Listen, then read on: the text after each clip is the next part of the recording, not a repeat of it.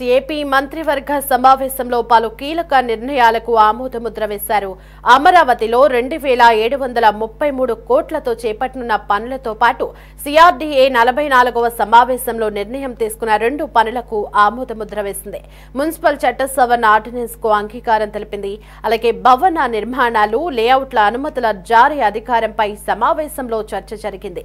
అనుమతులు జారీ అధికారం మున్సిపాలిటీలకు బదలాయించేలా చట్ట సవరణకు కేబినెట్ ఆమోదం తెలిపింది. పిఠాపురం ఏరియా డెవలప్మెంట్ అథారిటీలో కొత్తగా 19 పోస్టుల ఏర్పాటుకు మంత్రివర్గం ఆమోదముద్ర వేసింది.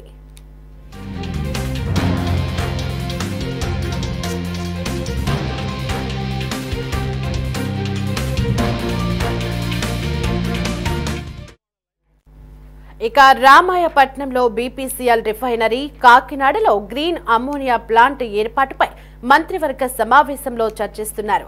నంద్యాల, వైఎస్ఆర్, కర్నూలు జిల్లాలో పవన, సౌర విద్యుత్ ప్లాంట్ల ఏర్పాటుకు మంత్రివర్గం అంగీకారం తెలపనుంది. చిత్తూరు జిల్లాలో హోంశాఖ ఐఆర్ బెటాలియన్ ఏర్పాటుకు కేటాయించనున్న స్థలంపై కేబినెట్లో చర్చ జరుగుతున్నట్లు సమాచారం.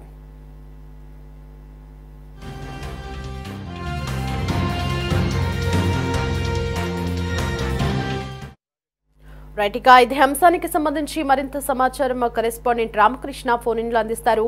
రామకృష్ణ, సీఎం చంద్రబాబు అధ్యక్షతన మంత్రివర్గ సమావేశం కొనసాగుతోంది. అయితే ఈ సమావేశంలో మంత్రివర్గం పలు కీలక అంశాలకు ఆమోదముద్ర వేసినట్లుగా తెలుస్తుంది. ఆ అంశాలేంటి? దేవి, 14 అంశాల ఎజెండాగా ముఖ్యమంత్రి చంద్రబాబు అధ్యక్షతన మంత్రిమండలి సమావేశం మున్సిపల్, రెవెన్యూ, విద్యుత్ శాఖలకు సంబంధించినటువంటి ప్రధాన అంశాలతోటి ఈ సమావేశంలో కొనసాగిస్తా ఉన్నారు. ప్రధానంగా అమరావతిలో సుమారుగా 2700 కోట్ల రూపాయలు విలువైనటువంటి 2 ఇంజనీరింగ్ పనులకు కేబినెట్ ఈ రోజు ఆమోదం తెలిపినట్లు తెలుస్తోంది. అలాగే తిరుపతిలో ఈఎస్ఐ ఆసుపత్రిని 50 పడకల నుంచి కూడా 100 పడకలకు అప్గ్రేడ్ చేయాలన్నటువంటి ప్రతిపాదన కూడా కేబినెట్ ఆమోదం తెలిపినట్లు తెలుస్తుంది. అలాగే ఏపీ ఎంఆర్యుడి చట్టంలో 2016లో భవనాల లేఅవుట్ల అనుమతులకు సంబంధించి మున్సిపాలిటీలకు అప్పగిస్తూ సవరణ ప్రతిపాదన ఏదైతే ఉందో దానికి గ్రీన్ సిగ్నల్ ఇవ్వాలని కూడా నిర్ణయించినట్లుగా కూడా తెలుస్తుంది. ఇక పిఠాపురం ఏరియా అర్బన్ డెవలప్మెంట్ అథారిటీలో ఖాళీలకు సంబంధించి 19 కొత్త పోస్టుల అనుమతి ఇస్తూ మంత్రిమండలిలో ఆమోదించినట్లు తెలుస్తుంది. ఇక గుంటూరు జిల్లా పత్తిపాడు మండలం నందిపాలెం నడింపాలెం గ్రామంలో 6.5 ఎకరాల్లో 100 బెడ్లతో కూడినటువంటి ఈఎస్ఐ ఆసుపత్రి నిర్మాణానికి గ్రీన్ సిగ్నల్ ఇచ్చినట్లు తెలుస్తుంది. అలాగే ప్రధానంగా ముఖ్యమంత్రి చంద్రబాబు ఏదైతే ఈ నందుల అనుసంధానానికి సంబంధించి గోదావరి నుంచి బనకచెర్ల ఇంటర్ కనెక్ట్ రివర్స్ కు సంబంధించినటువంటి ప్రధానంగా ఆ ప్రాజెక్టుకు సంబంధించి కూడా కేబినెట్ లో చర్చ జరిగినట్లు తెలుస్తోంది.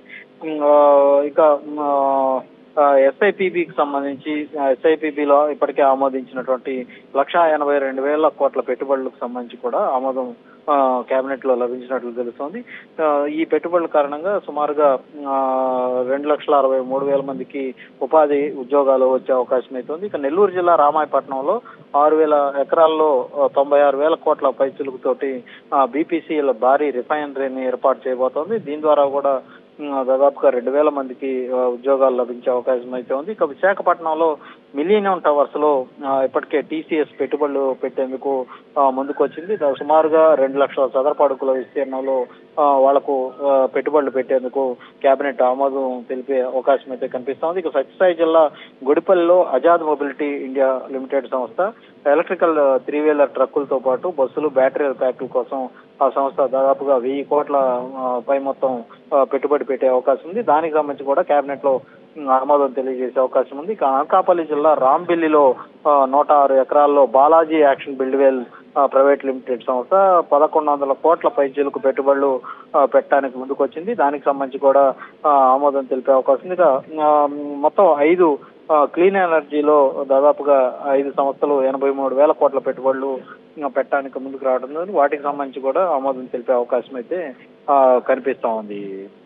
రామకృష్ణ, అయితే ఈ నెల 20న చంద్రబాబు దావోస్ లో జరిగేటువంటి వరల్డ్ ఎకనామిక్ ఫోరం సదస్సుకు వెళ్తున్నారు. మరి ఆ సదస్సుకు సీఎంతో పాటు ఎవరెవరు వెళ్తున్నారు? మరి దానికి సంబంధించి ఏమైనా ఈ సమావేశంలో చర్చించే అవకాశం ఉందంటారా? ప్రధానంగా ఈ దావోస్ కు సంబంధించి అక్కడ జరిగే పెట్టుబడుల సదస్సుకు ముఖ్యమంత్రి వెళ్ళటం ఆనవాయితీగా వస్తుంది. ఈసారి కూడా 20వ తారీఖు నుంచి 25 వరకు కూడా దావోస్ పర్యటనకి ముఖ్యమంత్రి వెళ్ళబోతా ఉన్నారు. దీనికి సంబంధించి కూడా షెడ్యూల్ అయితే దాదాపుగా ఖరారైంది. అక్కడ పెట్టుబడులకు సంబంధించి ప్రధానంగా రాష్ట్రానికి పెట్టుబడులు తీసుకొచ్చే దాని మీద ప్రధానంగా అక్కడ చర్చ అయితే జరిగే అవకాశం ఉంది. అక్కడ చాలా మంది ఇన్వెస్టర్లంతా కూడా ఈ సదస్సుకు హాజరయ్యే అవకాశం అయితే ఉన్నటువంటి నేపథ్యంలో అక్కడ కొన్ని కీలకమైనటువంటి పెట్టుబడుల ఒప్పందాలు కూడా చేసుకునే అవకాశం అయితే కనిపిస్తా ఉంది. Right, thanks for the updates Ramakrishna.